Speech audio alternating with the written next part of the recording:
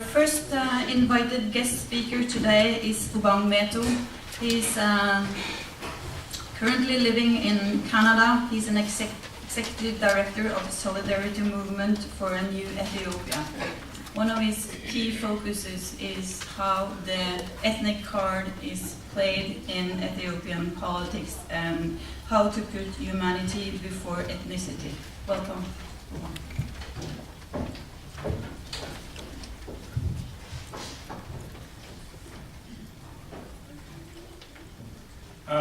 Thank you, Anna, and to all of you.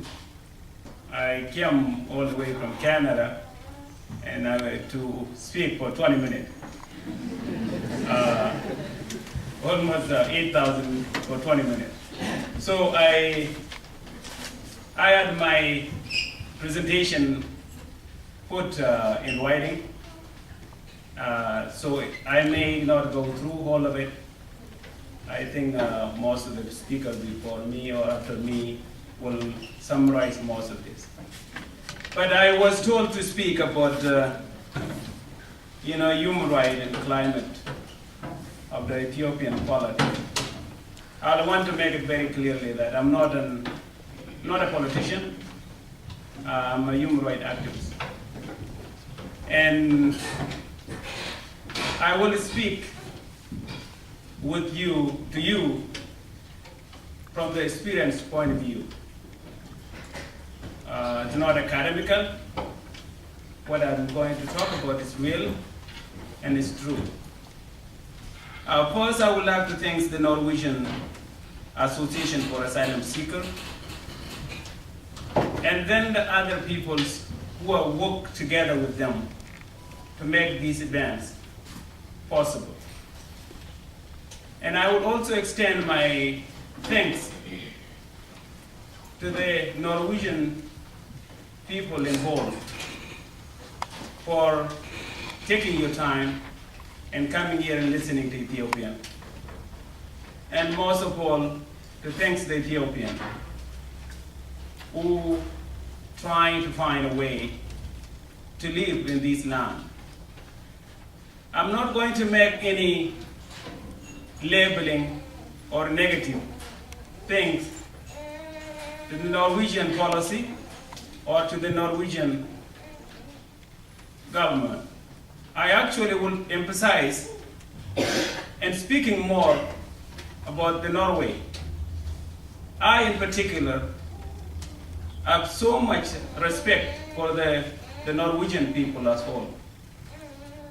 Being a very tiny countries population-wise, land-wise, but really have done so much for the humanity.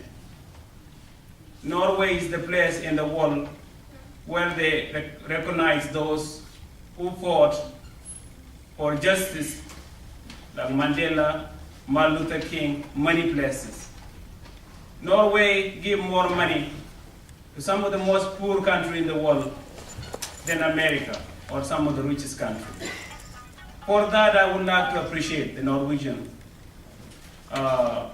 for the example that you have done.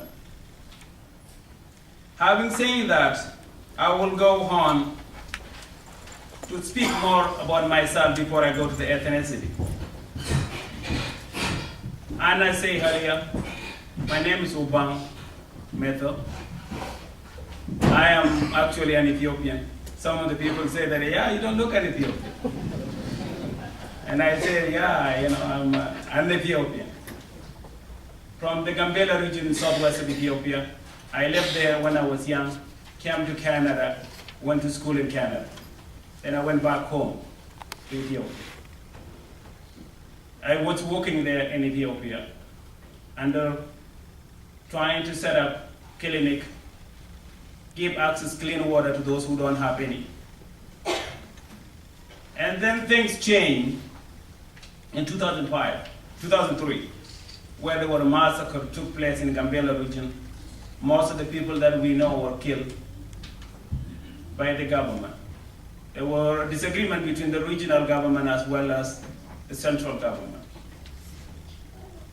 The local people rejected the idea of the government wanting to interfere in the affair of the regional. There's a way of saying that, African saying, if you cut out the head of the snake, doesn't matter how big it is. It's useless. The Ethiopian government at the time killed most of the 424 people from that ethnic group. And we, at the time, there was a slogan where it said that from today on there will not be Anuak or Anuak land.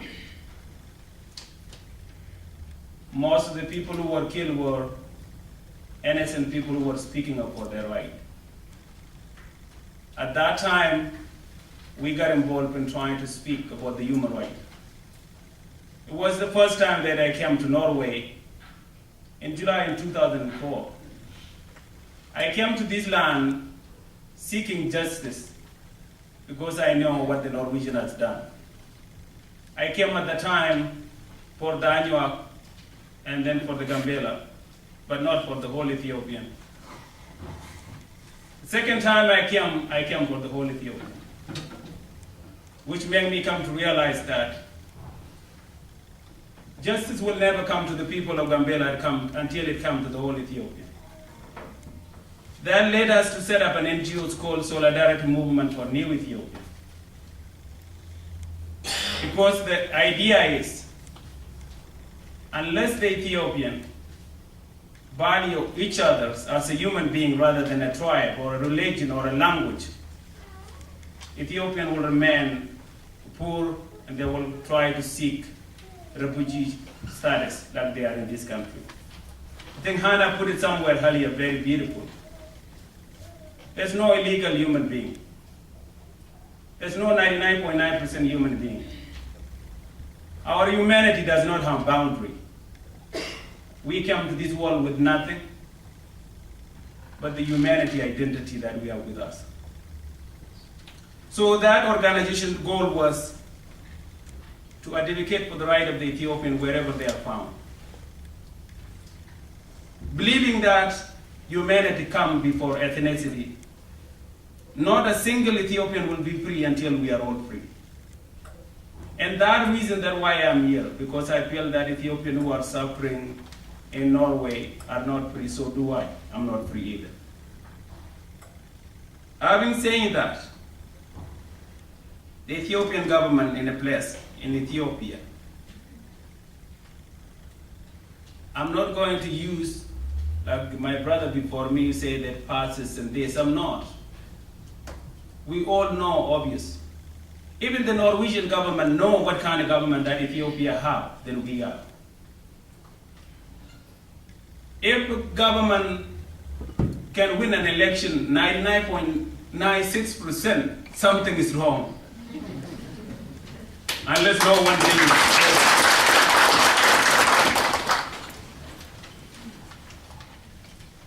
One thing that I'm coming to my meat of almost the end of my talk, and I'm going to really go more into that.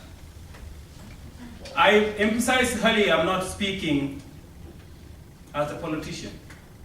I'm speaking as a human being who cares about the well-being of a human being, doesn't matter who they are, what their color they are, what their nationality is. And I want to remind everybody in this room, had Ethiopian been given a choice, they would never come here. No one would like to choose to be a refugee.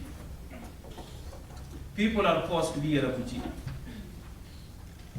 Ethiopians who came to this land were looking for safety and security and opportunity.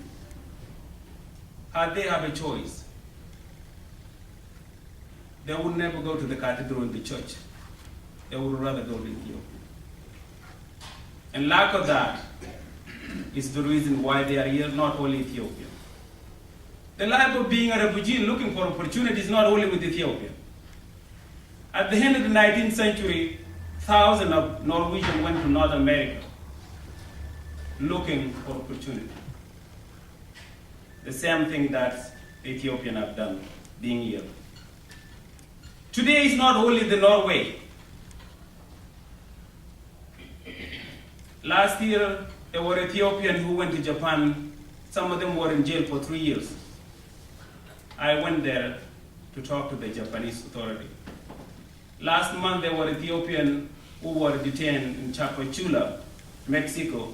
They went from Ethiopia to Dubai, to Panama, to Ecuador, to Guatemala, El Salvador, and then they were arrested in Mexico for 6 months. And we went there and released them. Ethiopians are dying in the Red Sea trying to run away from Ethiopia. They're being shot dead in Israel, in Egypt trying to cross to land to Israel. In the Sudan, in Kenya, everywhere. The question we need to ask is, why these people wanting to run away from their home? That's where in Africa say that if you want to stop the stream, go to where the root the stream is. And I'm coming to my conclusion. The Ethiopians who are suffering are all because they did not have justice, opportunity, freedom, security that make them to be home for them. More Ethiopians are leaving Ethiopia today than 1950, 1960. Something must be wrong. And now, in summary,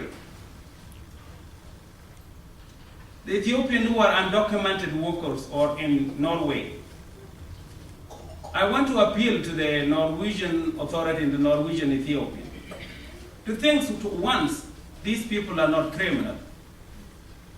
Some of them actually has been living here for 16 years, paying tax for this country. Some of them have home. These are not people that are sitting down getting the taxpayer. There were people who are working. The mistake is on their behalf. The second mistake is on the Norwegian behalf. When they first came here, they were giving a working permit to work, but not the legal status to live. The law changed, and making them now unable to work. As a result, they have family, they have children, they have home, just like someone. Imagine yourself, if you are a Norwegian, put yourself in the shoe of these Ethiopian people. Imagine tomorrow someone say that from today on, you're not going to go to your work anymore. You have mortgage to pay, you have the bill to pay, you have children to take care of. Is that why the Ethiopian went to the cathedral? They did not went there as a criminal. The mistake is being acknowledged on their part. The mistake also needs to be acknowledged on the Norwegian part. If they are 100 or 200 Ethiopian, returning them to Ethiopia is not the solution. That's not going to solve. If the Eritrean cannot be deported to Ethiopia, Ethiopia is not any better than Eritrea or Somalia. And in conclusion, these Ethiopians are not numbers. They have names. Ioannis, Adane, Ababe, you named it. These people have a family, husband, wife, son, father, brother. As in a conclusion, again, I want to remind you this. Put yourself in the shoes of those people. They are not that many. And I would like the Norwegians to reconsider trying to work. I'm not telling them to bring those who are new, the one who's been living here.